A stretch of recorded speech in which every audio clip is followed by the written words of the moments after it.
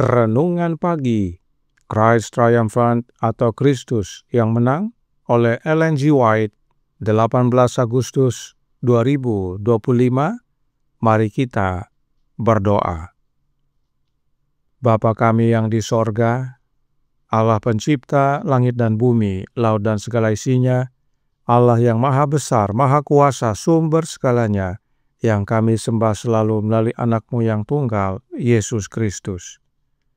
Terpujilah Yesus, anak Allah yang maha tinggi, yang adalah tabib agung bagi kami. Pada pagi hari ini kami bersyukur boleh bangun dan berbakti, dan sebagaimana membaca dan mendengarkan nasihat firman-Mu, kiranya ini menjadi sukacita bagi kami semua, sebab hanya Yesus yang dapat menyembuhkan penyakit rohani kami dan penyakit jasmani kami. Beserta kami sepanjang perbaktian ini, kehendak-Mu yang jadi.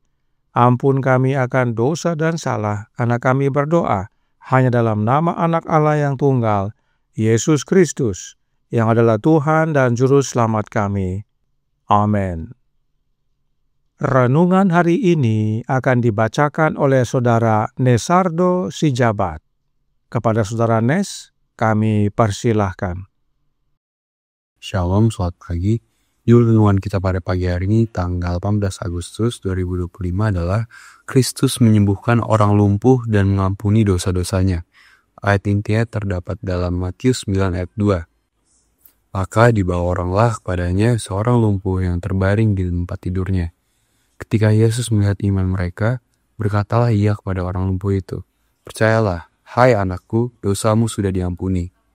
Penjelasannya, ketika Yesus datang sebagai manusia ke dunia kita, setan telah menuntun orang-orang Yahudi ke dalam praktik agama yang menyenangkan kuasa kegelapan.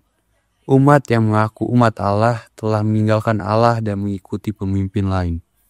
Melalui kesesatan mereka sendiri, mereka menuju kehancuran. Tetapi Kristus datang untuk menantang otoritas setan. Kehidupan Kristus menjadi panggung konflik yang panjang. Setan menggerakkan hati manusia yang jahat dan menimbulkan iri hati serta prasangka terhadap anak Allah, Juru Selamat dunia. Ia menyebabkan orang-orang mempertanyakan dan meragukan firman, karya, dan misi Kristus. Mereka, orang-orang Yahudi, mengikuti Kristus dari satu tempat ke tempat lain, agar, jika memungkinkan, mereka dapat menangkap beberapa kata dari bibirnya untuk disalahartikan, disalahpahami, dan disebarkan, memberinya makna yang tidak diungkapkan maupun dimaksudkan. Dengan demikian, jalan Kristus dihalangi oleh orang-orang yang mengaku adil dan kudus. Dengan cara ini, setan membawa orang-orang yang mungkin bisa menjadi kekuatan bagi Kristus untuk bekerja di pihak musuh dalam pertentangan tersebut dan menjadi agen-agen yang dengannya ia menanamkan ke dalam hati orang-orang pertanyaan, kecurigaan, keraguan, dan kebencian. Para pemimpin umat senantiasa mencari-cari alasan untuk sikap ketidakpercayaan mereka. Dan ketika dia melakukan mukjizat-mukjizatnya yang paling meyakinkan, Mereka siap untuk mencari apapun yang tampak seperti keberatan terhadap klaim ilahinya. Ketika Yesus menyembuhkan orang lumpuh itu, dia berkata kepadanya, "Hai anakku, dosamu sudah diampuni." Dalam mukjizat yang Kristus lakukan, ia telah mengubah hati orang itu dan memperbarui pikiran serta tubuhnya. Sehingga menunjukkan kepada orang Farisi fakta bahwa ia memiliki kuasa untuk mengampuni dosa dan mendatangkan kebenaran serta damai sejahtera bagi orang berdosa. Namun, orang Farisi melihat dalam firman-Nya yang penuh kuasa ilahi sebagai sumber ketidakpercayaan dan tuduhan. Yesus melihat bahwa betapapun berakarnya prinsip-prinsip dan bertentangan dengan prinsip-prinsip yang ia nyatakan, prinsip-prinsip itu adalah delusi dan kepalsuan dan berasal dari musuh segala kebenaran. Yesus berkata kepada orang-orang, "Setiap orang yang berasal dari kebenaran mendengarkan suaraku." Dikutip dari manuskrip 65 tahun 1895. Demikianlah bacaan kita pada pagi hari ini. Tuhan Yesus memberkati. Terima kasih atas penata layanan Saudara Nesardo. Tuhan Yesus memberkati. Selamat pagi saudaraku dalam Tuhan. Tentang kondisi lumpuh, Roh Nubuat berkata dalam The Great Controversy halaman 203 paragraf 2. Karena dosa, kita telah dipisahkan dari kehidupan Allah. Jiwa kita menjadi lumpuh. Kelumpuhan itu tidak hanya bagi kondisi fisik manusia, tetapi terlebih kepada kondisi kerohanian kita. Jasmani kita bisa saja tidak lumpuh, tetapi rohani kita bisa saja lumpuh. Dan itu karena dosa. Itu sebabnya pengharapan orang lumpuh di Kapernaum bukanlah kesembuhan fisik, tetapi rohaninya. Roh Nubuat berkata dalam The Desire of Ages halaman 267 paragraf 4. Namun yang ia inginkan bukanlah pemulihan fisik, melainkan kelegaan dari beban dosa. Jika ia dapat melihat Yesus dan menerima jaminan pengampunan dan kedamaian dengan sorga, ia akan rela hidup atau mati sesuai kehendak Allah. Seruan orang yang sekarat itu adalah, "Oh, andai saja aku dapat datang ke dalam hadirat-Nya." Itulah sebabnya dalam setiap mujizat penyembuhan, tindakan pertama yang Yesus lakukan adalah menyatakan bahwa dosamu sudah diampuni. Karena kesembuhan rohani mendahului kesembuhan jasmani. Roh Nubuat berkata dalam The Desire of Ages halaman 270 paragraf 1. Orang lumpuh menemukan kesembuhan bagi jiwa dan tubuh dalam Kristus. Kesembuhan rohani itu diikuti oleh pemulihan fisik. Pelajaran ini tidak boleh diabaikan. Saat ini ada ribuan orang yang menderita penyakit fisik yang seperti orang lumpuh itu merindukan pesan, "Dosamu diampuni."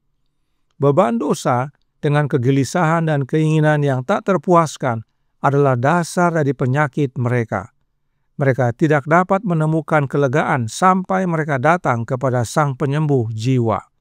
Kedamaian yang hanya dapat Dia berikan akan memberikan kekuatan bagi pikiran dan kesehatan bagi tubuh.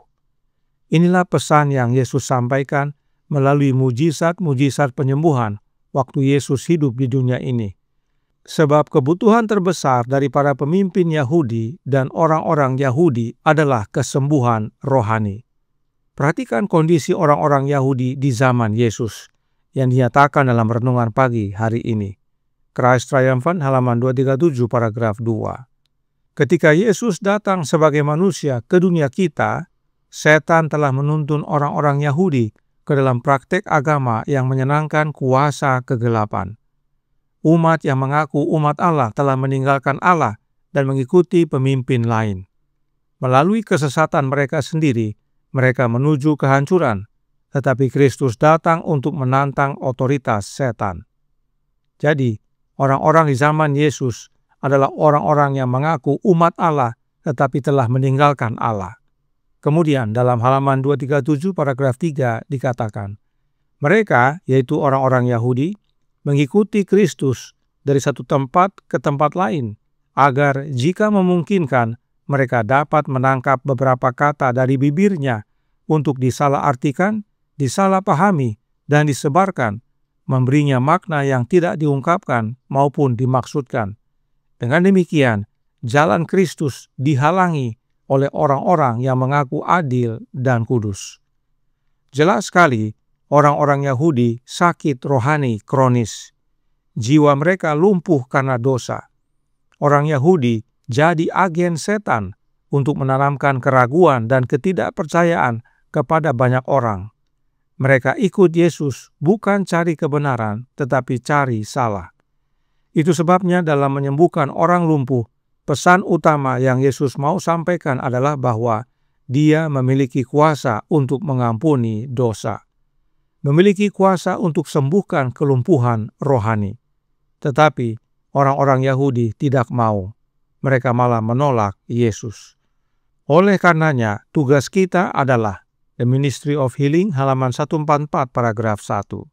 Kita harus mendorong mereka yang sakit dan menderita untuk memandang kepada Yesus dan hidup. Biarlah para pekerja terus-menerus menjunjung Kristus, tabib agung, di hadapan mereka yang mengalami keputusasaan karena penyakit tubuh dan jiwa. Arahkan mereka kepada Dia, yaitu kepada Yesus, yang mampu menyembuhkan penyakit jasmani dan rohani. Namun, sebelum kita arahkan orang kepada Yesus untuk menerima kesembuhan, pertama-tama kita terlebih dahulu yang menerima kesembuhan, agar kesaksian kesembuhan kerohanian kita menjadi kesaksian bagi sesama. Bagaimana caranya? Signs of the Times tanggal 18 September tahun 1901 paragraf 4 berkata, demi kesehatan dan vitalitas jiwa, tabib ilahi telah memberi resep persekutuan dengan Kristus. Kesehatan rohani bergantung pada makanan yang diberikan kepada hati dan pikiran, serta pada atmosfer yang dihirup. Resep kesembuhan rohani adalah dengan bersekutu dengan Kristus, Sang Tabib Ilahi. Menerima makanan dari Dia yang adalah roti hidup. Karenanya, Nya White menasihatkan dalam Testimonies for the Church, nomor 31, halaman 113, paragraf 1. Anda telah membawa penyakit Anda sendiri. Anda harus menjadi pemulih bagi Anda sendiri melalui bantuan tabib ilahi. Kuasa moral Anda lemah karena kekurangan makanan. Secara rohani, Anda haus akan kebenaran Alkitab, yaitu roti hidup. Anda perlu mendapatkan makanan sehari-hari dari pokok anggur yang hidup. Saudaraku dalam Tuhan, umumnya kita sakit karena kesalahan diri kita sendiri. Oleh karena itu, kesembuhan harus kita upayakan, sebagaimana orang lumpuh tersebut yang berusaha datang kepada Yesus. Sebab kesembuhan hanya kita peroleh dari tabib ilahi kita. Dan caranya adalah dengan bersekutu dengan Kristus dan menerima makanan daripadanya. Seperti ranting-ranting menerima makan dari pokok anggur, demikianlah kita, ranting-rantingnya Yesus, menerima makanan dari Yesus yang adalah pokok anggur yang benar. Inilah jalan kesembuhan bagi kita. Dan sesudah itu, arahkan orang-orang yang sakit kepada Yesus, agar kesembuhan yang sama menjadi bagian mereka. Tuhan memberkati, saya bawa dalam nama Yesus. Amin. Mari kita berdoa. Bapa kami yang di sorga, Allah pencipta langit dan bumi, laut dan segala isinya, Allah yang maha besar, maha kuasa, sumber segalanya, yang kami sembah selalu melalui anak-Mu yang tunggal, Yesus Kristus. Terima kasih atas nasihat yang indah pada pagi hari ini, bahwa kesembuhan rohani mendahului kesembuhan jasmani. Dan kami perlu mengarahkan banyak orang kepada Kristus agar mereka mengalami kesembuhan sebagaimana orang lumpuh di Kapernaum. Namun sebelumnya penting bagi kami untuk menerima kesembuhan terlebih dahulu.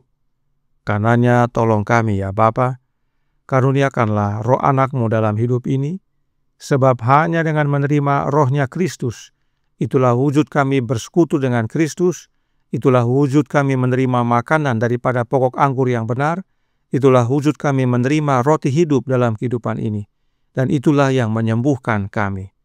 Dan sesudah itu, baru kami dapat mengarahkan banyak orang kepadamu ya Yesus, melalui kehidupan kesaksian kesembuhan rohani kami. Beserta kami sepanjang hari ini kehendak-Mu yang jadi, ampun kami akan dosa dan salah, karena kami berdoa hanya dalam nama Anak Allah yang tunggal, Yesus Kristus, yang adalah Tuhan dan Juru Selamat kami. Amin.